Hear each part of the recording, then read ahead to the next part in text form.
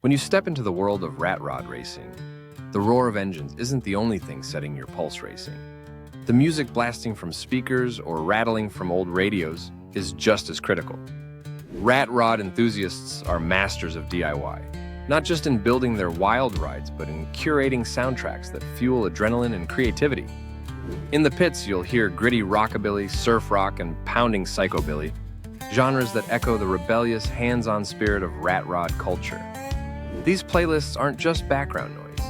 They're anthems that set the mood during late-night wrench sessions and pump up drivers before a high-stakes drag run.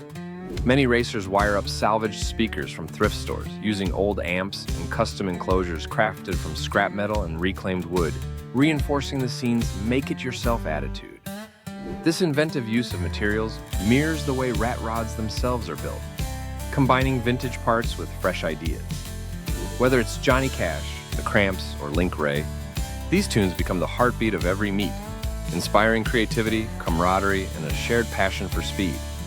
In rat rod racing, music isn't just heard, it's built, shared, and raced alongside the cars themselves.